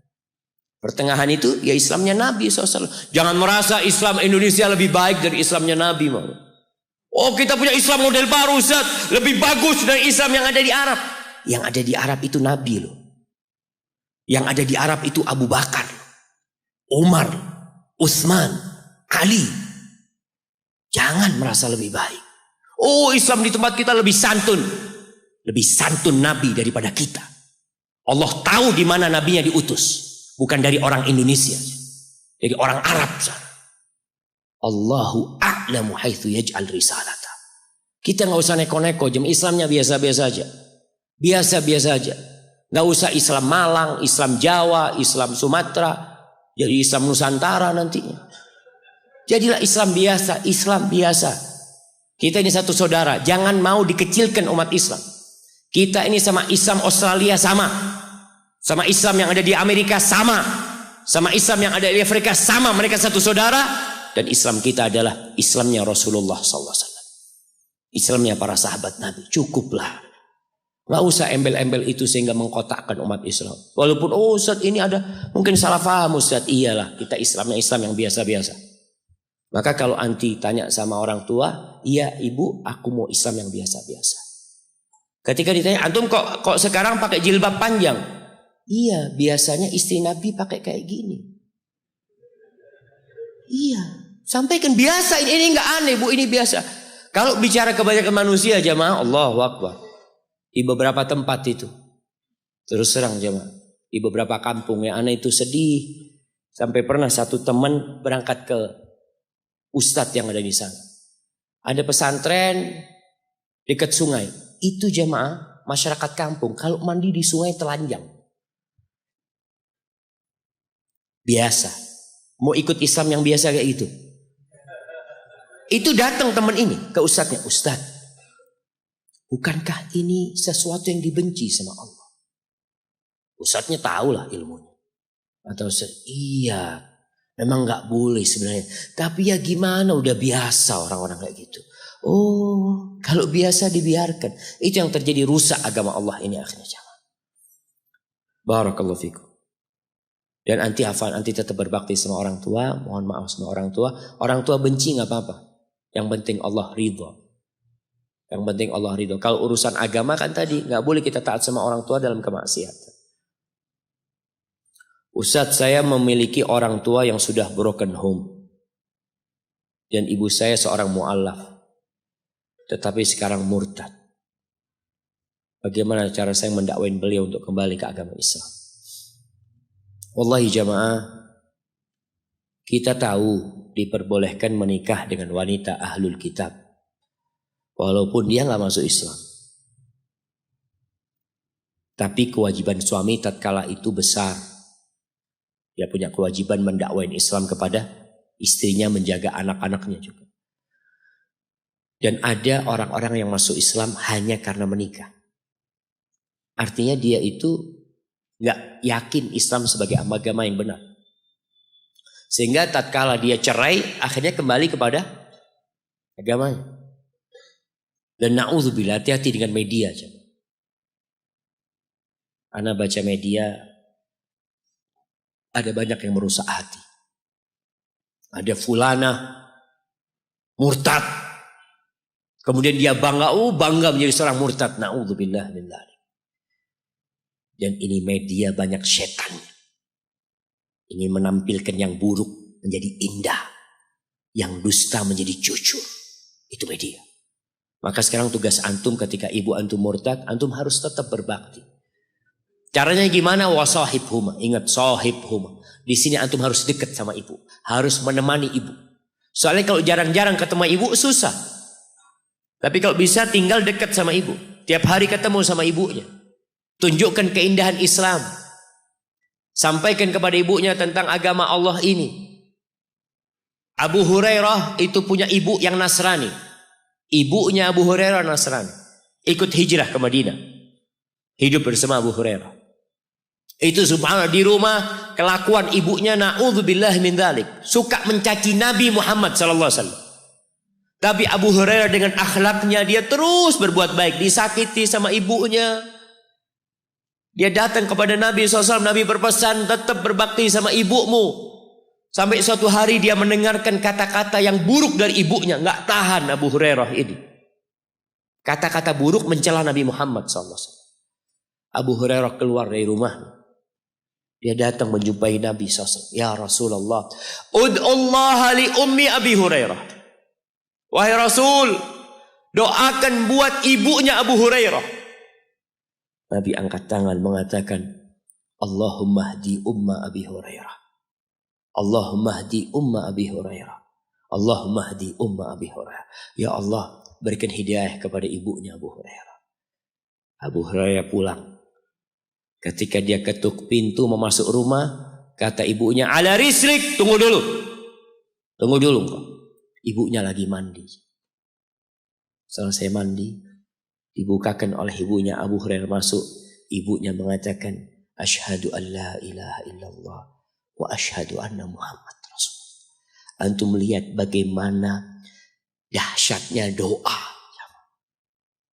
Hanya jarak berapa menit antara Abu Hurairah pergi dalam kondisi ibu yang mencaci maki, Rasulullah SAW balik sudah masuk Islam. Maka antum berbakti dan antum terus berdoa. Semoga Allah memberikan hidayah kepada ibu anak.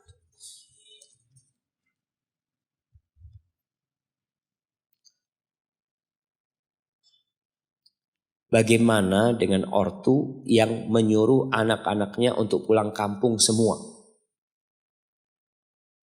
Akan tetapi jawabnya, pengalaman yang telah lalu, jika pada kumpul justru tengkar dengan saudara-saudaranya. Kan berarti masalahnya ada di antum. Kenapa harus berantem sama saudara-saudara? Masalah hati. Jadi pulang kampung bukan berarti tinggal satu rumah semua sama satu saudara. Karena memang kadang-kala di kampung itu jamaah kan satu rumah ada 3 keluarga, ada 4 keluarga ya. Sehingga ya gesekan itu lebih mudah. Maka jangan satu rumah. Kita contoh Rasul sallallahu alaihi wasallam. Nabi itu tidak satu rumah sama putrinya Fatimah. Enggak satu rumah sama putrinya Zainab. Enggak satu rumah sama putrinya Ummu Kalthum. Wala sama putrinya Ruqayyah. Jadi ana kemarin berangkat ke Bukit Tinggi. Ternyata adat di Sumbar itu, mungkin tidak semuanya ya. Itu kalau anak laki meninggal, anak laki itu hidup sama mertua. Jadi anak laki itu dibawa sama mertua. Sampai anak tanya sama apa beberapa yang di situ. Antum bisa nggak ngusir istri antum kalau marah? Ya nggak bisa Ustaz. Tinggal di rumah istri, gimana mau ngusir istri? Nggak ada, di sana nggak ada ngusir istri. Yang ada kalau suami marah, suami kabur karena rumahnya istri, rumahnya mertua, dia seperti itu. Itu tradisi yang ada di sana. Kok bisa ke sana, jamaah? Apa pertanyaannya tadi? Mana jadi? Oh, astagfirullahaladzim, afwan. Dia yang kalau pulang kampung jadi berantem. Jadi berantem di sana, cekcok macam-macam. Maka berusahalah untuk rumah masing-masing. Yang berdekatan, bertetanggaan tapi masing-masing. Ana pernah dikasih nasihat sama abah ana sendiri, Syafiq. Kalau Syafiq nanti nikah, usahakan gak satu rumah sama ibunya. Itu nasihat ayah ana. Kalau harus kumpul, tidak satu dapur. Karena kalau satu dapur itu kadangkala menantu itu salah terus. Motong bawang, bukan gini cara motong bawang. Allah, salah lah. Hanya motong bawang. Ya karena kumpul, dilihat gitu loh. Ini kan baru menikah, baru belajar. Dia baru belajar menjadi seorang istri. Mungkin baru pertama dia pegang bawang. Dia mungkin pegang bawang langsung dipotong tanpa dikulitin zaman. Langsung dipotong gitu kan. Mungkin baru belajar dia. Tapi kalau kumpul sama mertua kadang-kadang ribut. Kalau ada ketidakcocokan seperti itu. Tapi kalau kita harus kumpul sama orang tua, antum harus cari istri yang siap menerima orang tua. Seperti itu. Jadi kalau bicara suruh balik ke kampung bareng-bareng, sana balik ke kampung. Tapi tidak satu rumah. Orang itu kalau satu rumah jemaah atau sering berjumpa, memang bosan. Maka ada sebuah wasiat, zur ghibban tazdad hubban. Kalian berziarahlah jarang-jarang akan semakin cinta. Tapi kalau sering ketemu lama-kelamaan bosan melihat. Seperti itu. Tapi kalau orang tua gak pernah bosan melihat antum. Gak pernah bosan melihat antum. Subhanallah jamaah. Ada cerita seorang anak yang dia sakit. Dia sakit di rumah sakit. Parah sakit. Ibunya datang besuk dia. Ketika ibunya datang, anaknya langsung berdiri dari tempat tidurnya. Dia berdiri, dia sehat seperti gak sakit jamaah. Dia cumain gimana Umi, gimana ini itu macam-macam sampai ibunya pulang akhirnya. Ibunya pulang dia pingsan. Betul. Ketika dia bangun, dia ngomong, engkau tadi kenapa kok bela-belain untuk berdiri, kata dia.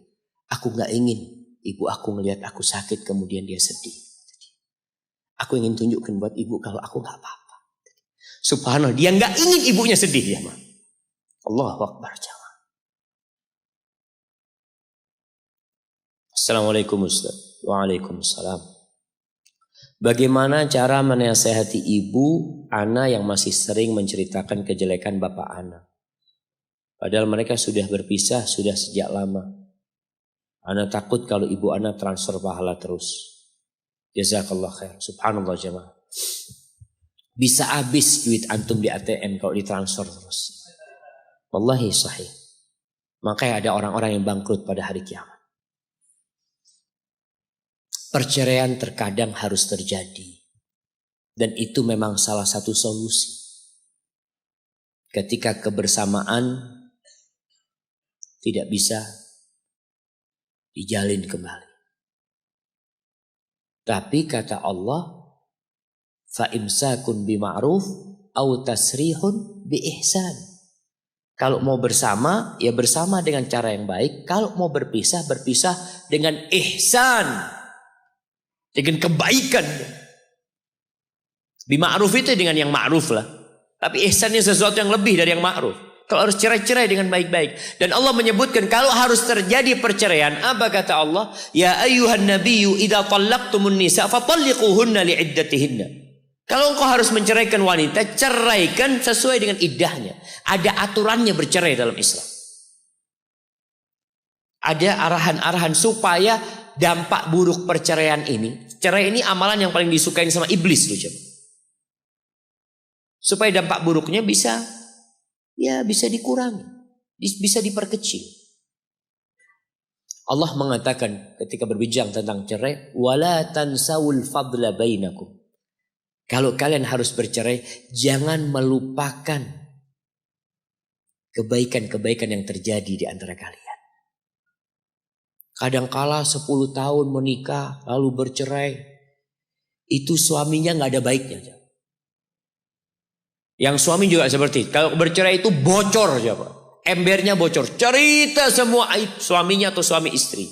Akhirnya sang ibu ini menanamkan kebencian kepada anaknya, disuntik nih agar anak durhaka sama ibu bapaknya. Kalau anak ikut sama bapaknya, sang bapak menjelek-jelekkan ibunya supaya anak durhaka sama ibunya.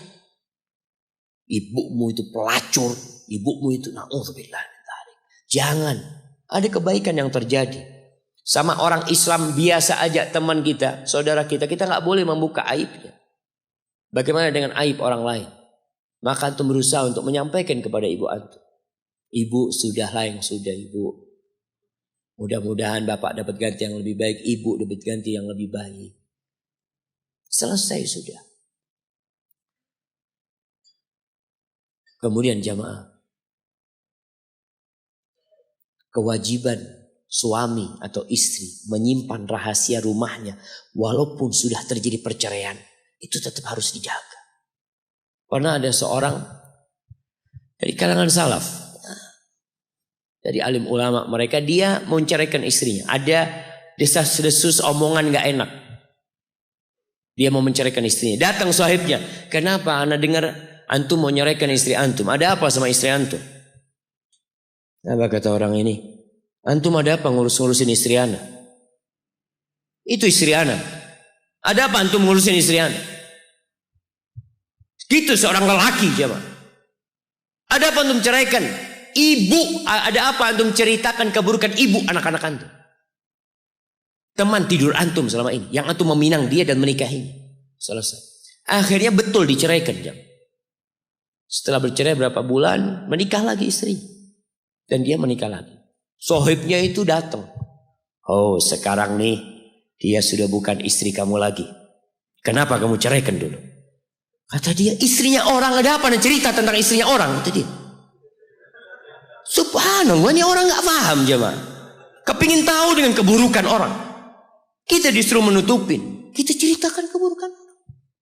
Maka tolong antum jangan, antum nasihatin ibu, nggak apa-apa kadang-kala, tapi dengan akhlak ibu, janganlah ibu. Kalau nggak bisa dengan lisan, antum dengan tulisan. Ceritakan tentang orang yang bangkrut. Yang kalau katakan ibu, kalau ibu benci sama bapak, jangan kirim pahala sama bapak. Benci sudah sama bapak, simpan kebencian itu. Kalau ibu benci sama bapak, kemudian kirim pahala, ini nggak matching ya mbak. Orang benci tapi ngasih hadiah. Dikasih hadiah terus. Ibu sholat malam subuh dikasihkan ke bapaknya. Bapaknya tidur-tiduran padahal di rumahnya. Cuma pahala sholat malam dikasihkan sama dia. Maka kita harus berpikir cerdas jamaah. Kita berpikir dengan agama kita, dengan Al-Quran dan Sunnah. Jika orang tua pada kakek dan nenek kita berbakti kepadanya, namun kita justru durhaka padanya, maka apa yang menjadi penyebabnya?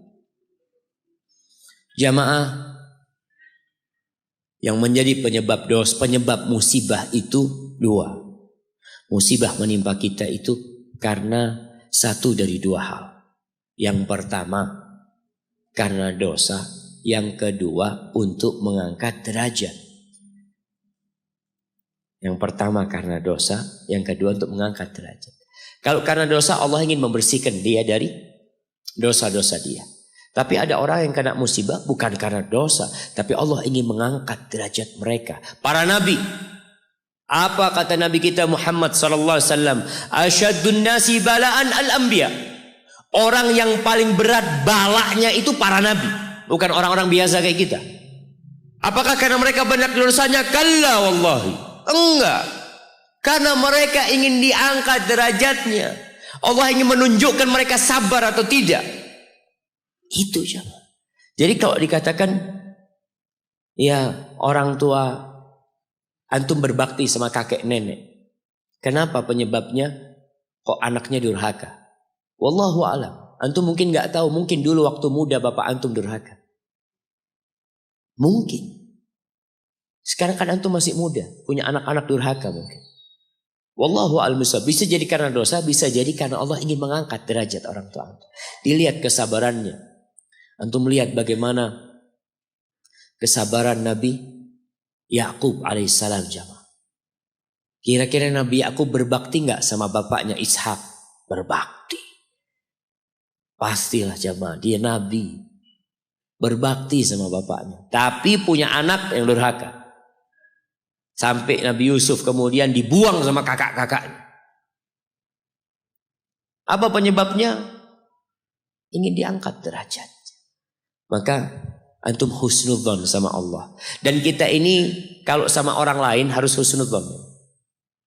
Kalau ngelihat orang lain sakit ya, orang lain hidupnya susah, aduh koyo ya ketusone. Astagfirullahaladzim. Jangan antum. Antum harus husnudzon sama orang itu. Apalagi kelihatan orangnya baik. Tapi kalau antum melihat diri antum dapat musibah, dapat kesulitan, kayaknya mau diangkat derajatnya, masya Allah. Astagfirullah. Sama orang lain suudzon, sama diri sendiri husnul. Seharusnya antum suudzon sama diri sendiri. Jamaah, kayaknya ini yang terakhir jamaah. Terakhir ya. Terus capek Ustaz. Soalnya makannya selesai kajian. Kalau sebelum kajian bisa kuat kajiannya.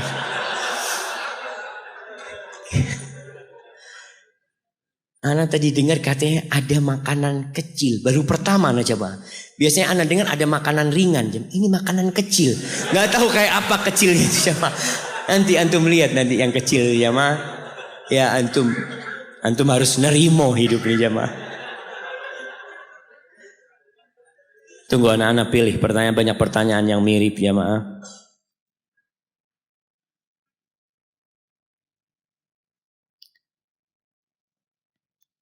Naam. Assalamualaikum warahmatullahi wabarakatuh. Waalaikumsalam warahmatullahi wabarakatuh. Barakallahu fiik Ustaz. Wa fiik wa barak Ustaz. Afwan, saya mau bertanya Ustaz. Saya punya 4 orang tua. 2 orang tua kandung ana sendiri. Dan 2 lagi orang tua yang mengasuh ana sampai dewasa sejak ana kecil. Bagaimana cara bertobat dari dosa kepada orang tua ana yang mengasuh ana sejak kecil sampai dewasa. Tapi beliau sudah meninggal apa sudah meninggal? Di saat ana masih alia kelas 2. Dan di saat itu ana masih sering buat mereka nangis karena akhlak ana yang sangat buruk. Dan setelah ana dapat hidayah, sekarang ana hanya menangis saja mengingat itu semua. Dan sekarang orang tua kandung ana masih hidup. Ketika mengingat dan mendengar ceramah Ustadz di YouTube, ditambah sekarang ana jadi rindu sama mereka. Ana ingin bertemu mereka. Tapi sekarang saya masih kuliah di Malang. Sedangkan orang tua ana di timur yang jauh di sana. Bagaimana cara ana berbakti kepada mereka yang jauh di sana dan yang udah meninggal. Subhanallah jamaah. Kita itu berbakti sama orang tua bukan pura-pura berbakti. Artinya kebaktian yang pura-pura itu kalau ada orangnya kita baik. Gak ada orangnya kita buruk. Tapi dalam Islam tidak. Mau ada orangnya, gak ada orang tuanya, gak ada orangnya, kita tetap berbakti. Cuma bagaimana kebaktian kita? Kalau tadi buat orang tua asuh, dia punya orang tua asuh. Maka ketahuilah bahwa Nabi SAW mengatakan, Man sana'a ilaikum ma'rufan fakafi'uh. Barang siapa yang berbuat baik kepada kalian, hendaklah kalian membalasnya. Balas kebaikan orang yang berbuat baik kepada kita. Kita punya kewajiban membalasnya. Kalau kalian nggak punya sesuatu yang bisa membalasnya, maka katakan jazakallah khairan. Sekarang orang tua asuh antum sudah meninggal dunia. Maka tugas antum adalah banyak mendoakan. Banyak mendoakan. Kalau antum dekat kuburannya, antum ziarah ke kuburnya. Itu orang yang kita kenal di dunia jamaah. Kalau kita ziarah ke kuburannya, dalam sebuah hadis yang disahihkan oleh Syekh Albani rahimahullahu taala, orang itu akan kenal sama kita. Kita kalau datang menziarahi kuburan ayah kita, bukan ayah kita, siapa saja yang kita kenal di dunia, lalu kita datang mengatakan assalamu alayka warahmatullahi wabarakatuh, dia akan tahu kita berkunjung. Itu alam gaib yang hanya Allah yang tahu.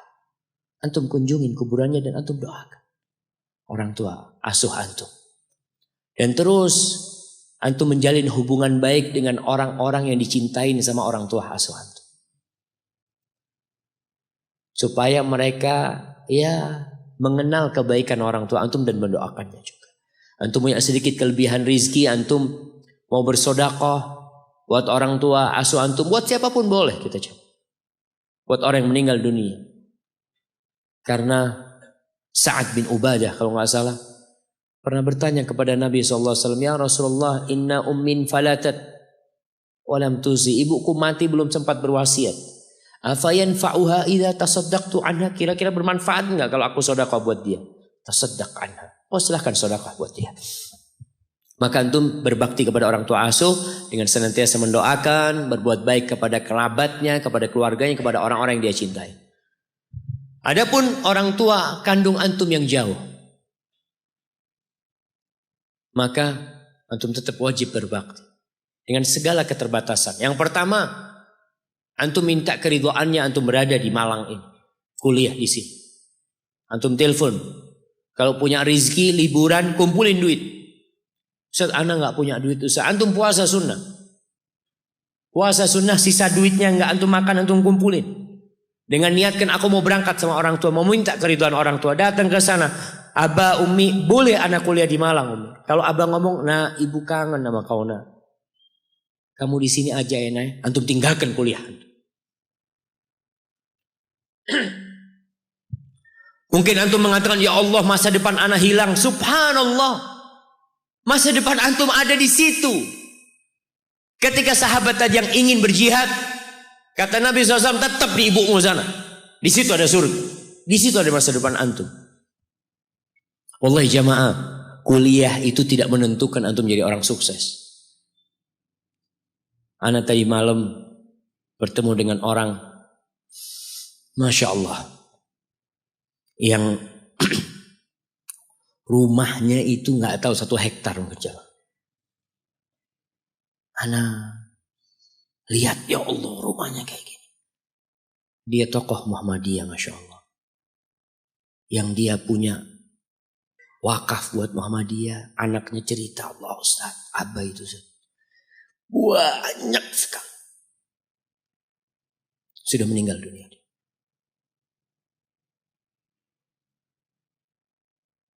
Kenapa anak cerita ini? Anak kok jadi lupa jangan. Astagfirullah. Kalau orang lapar ini kayak gini jangan. Jadi sudah wis. Subhanallah. Anak izin minum dulu jangan.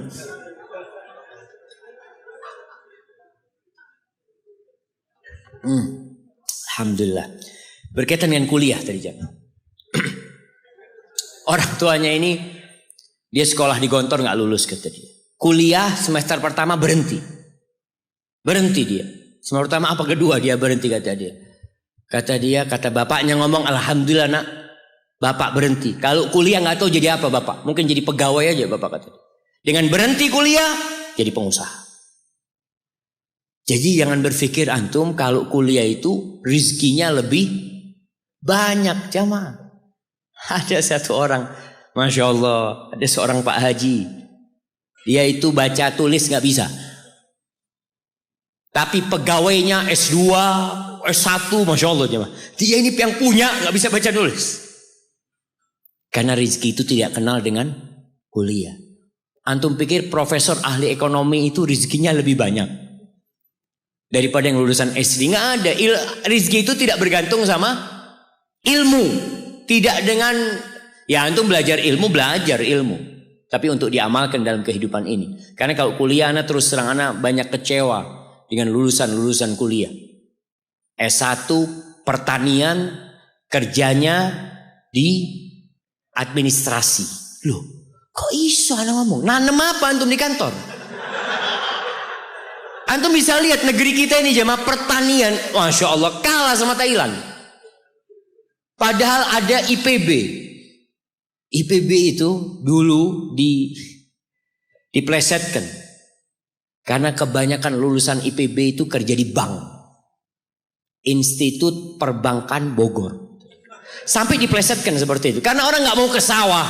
Orang gak mau menanam jamaah. Maka kalau bicara kuliah, lihat antum kuliah. Antum bener gak? Kuliah ini memang ilmu yang antum pelajarin akan antum praktekkan dalam kehidupan antum. Kalau ternyata enggak Ustaz, cuma butuh ijazahnya Ustaz. Karena daftar kerja harus pakai ijazah. Jadi ilmunya nggak ada gunanya. Karena memang dia dari awal cuma mau dapat ijazah. Maka tolong tadi antum kalau orang tua ngomong antum pulang kampung nak. Antum mungkin berpikir ya Allah kerja apa di kampung ini. Wallahi bisa jadi antum dengan berhenti kuliah antum jadi pengusaha yang akan lebih sukses daripada teman antum. Nanti antum ketemu sama sohib antum yang doktor, antum lulus kuliah ndak dilihat sohib antum masih pakai motor, antum sudah pakai Mercy. Masya Allah. Wallah kalau rizki tadi yang sampaikan jangan takut. Kalau antum berbakti sama ibu antum, bapak antum, salah satu janji Allah rizkinya dilancarkan, umurnya ditambahin. Kalau ibu antum mengatakan nggak boleh nak silahkan kau kuliah, ya sudah antum kuliah tapi sering telepon sama orang tuanya. Tanya sama orang tuanya, jangan pelit-pelit. Banyak kan anak kuliah ini kapan SMS orang tuanya? Kapan akhir bulan? Ayah, fulusnya sudah tipis. Allahu Akbar. Jangan, antum nggak bisa ayah, fulus jangan dikirim. Ana yang kirim fulus. Masya Allah. Itu yang diinginkan orang tua jamaah. Baik, itu yang bisa ana sampaikan. Masih banyak pertanyaan yang belum bisa dijawab jamaah. Ada sebuah aplikasi baru, namanya Halo Ustad. Itu aplikasi ana rasakan manfaatnya ya. Jadi buat teman-teman yang ada pertanyaan yang mungkin nggak dijawab, bisa telepon Ustadz langsung lewat aplikasi tersebut.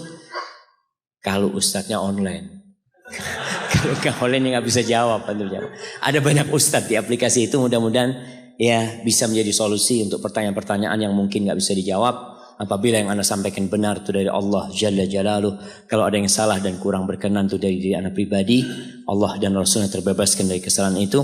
Subhanakallahumma bihamdika asyhadu an la ilaha illa anta astaghfiruka wa atubu ilaik. Ana serahkan kepada takmir masjid sebagai pembawa acara. Wassalamualaikum warahmatullahi wabarakatuh.